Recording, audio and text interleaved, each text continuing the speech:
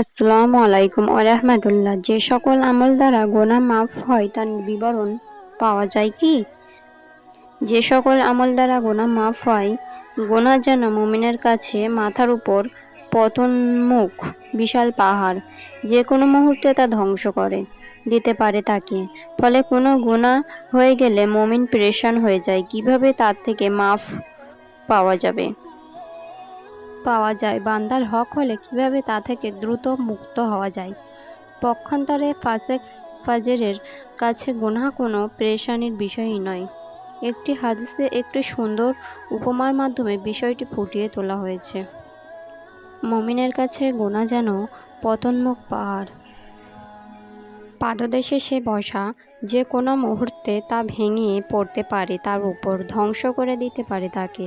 আর ফাসেক ফাজরের কাছে গুনাহ যেন নাকের উপর দিয়ে উড়ে যাওয়া সামান্য মাছির মতো। সহিহ বুখারী হাদিস ৬৩০৮। হ্যাঁ, মুমিনের কাছে গুনাহ এমনই। গুনাহকে মুমিন পাহাড় সম বোঝা হিসেবে দেখে। কোনো পাপ হয়ে গেলে ব্যথিত হয়, কষ্টে থাকে, আফসোস অপেক্ষা করতে থাকে, কেন পাপে জড়ালাম। আর এটি ইমানের আলামত। এক সাহাবী নবীজি সাল্লাল্লাহু আলাইহি সাল্লামের কাছে এসে জিজ্ঞেস করল, ইমান এর আলামত কি? আল্লাহ রাসূল সাল্লাল্লাহু আলাইহি সাল্লাম বললেন, যদি তোমরা নেক আমল তোমাকে আনন্দিত করে এবং তোমার পাপ তোমাকে ব্যথিত করে, পাপ হয়ে গেলে তুমি কষ্টে ভুগতে থাকো, তাহলেই বুঝবে তুমি মুমিন। মুসনাদে আহমদ হাদিস 2200। গুনাহ তো হয়েই যাবে, শয়তানের ধোঁকায়, নফসের প্ররোচনায়, ইচ্ছায় অনিচ্ছায় গুনাহ হয়েই যায়, কিন্তু আসার কথা হলো আল্লাহর বান্দার জন্য রেখেছেন পাপ মোচনের অগণিত পথ। একে তো যে কোনো পাপ মোচনের জন্যই আল্লাহ খোলা রেখেছেন তওবার দরজা, যা বান্দার পাপ মোচন করে দেয় এবং শয়তানকে ব্যর্থ করে দেয়। সাথে সাথে বিভিন্ন উপলক্ষে বিভিন্ন নেক আমলের দ্বারাও আল্লাহ বান্দার পাপ মোচন করেন। মুমিন বুদ্ধিমান, সে এ সকল আমল উপকক্ষে কাজে লাগায় এবং পাপ থেকে নিজেকে মুক্ত করতে সচেষ্ট থাকে। তওবা সব গুনাহ মুছে দেয়। এখানে সারাদিনের চেষ্টা বরং দীর্ঘদিনের চেষ্টা মুহূর্তে ব্যর্থ করে দিতে পারে মুমিন বান্দা। মুমিনকে আল্লাহ তাআলা এমন হাতিয়ার দান করেছেন। কি সেই হাতিয়ার, যা ব্যর্থ করে দিতে পারে শয়তানের সকল চক্রান্ত? তওবা। তওবার মাধ্যমে মহাপাপীও হয়ে যেতে পারে গুনাহমুক্ত।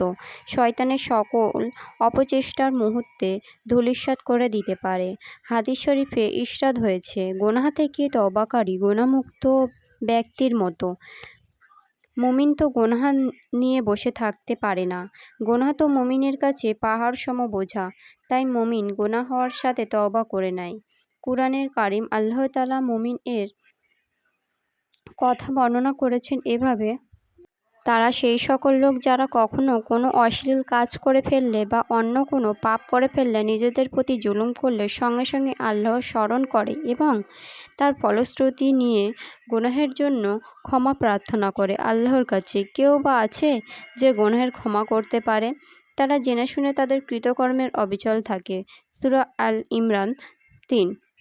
আর আল্লাহ তাআলার বান্দার তওবা কবুলের জন্য তার ক্ষমার হাত প্রসারিত করেই রাখেন রাতে সর্বদা। রাসূলুল্লাহ সাল্লাল্লাহু আলাইহি ওয়াসাল্লাম ইরশাদ করেন, আল্লাহ তাআলা রাতে তার ক্ষমার হাত প্রসারিত করেন, যাতে দিনে যার পাপ করেছে তারা তওবা করতে পারে, আর দিনে তার ক্ষমার হাত প্রসারিত করেন, যাতে রাতে যারা পাপ করেছে তারা তওবা করতে পারে। এভাবে তার অবারিত ক্ষমা চলতে থাকবে সূর্য পশ্চিম দিক থেকে উদিত হওয়া পর্যন্ত। তো যত বড় গুনাহই হোক না কেন, তওবার মাধ্যমে সব গুনাহ মুছে যায়। বিভিন্ন নেক আমলের দ্বারা তো সগীরা গুনাহগুলো মিটে যায়, কিন্তু তওবা সগীরা কবিরা সব গুনাহ মিটিয়ে দেয়। এখানে স্মরণ রাখতে হবে এবং সচেতন থাকতে হবে বান্দার হকের ব্যাপারে। তা থেকে মুক্ত হতে হলে বান্দার প্রাপ্য বুঝিয়ে দিতে হবে বা তার থেকে মাফ নিয়ে নিতে হবে, তারপর আল্লাহ মাফ করবেন, তার আগে নয়। সুতরাং বান্দার হকের ব্যাপারে সাবধান, শত সাবধান। নেক আমল কৃত পাপ মুছে দেয়।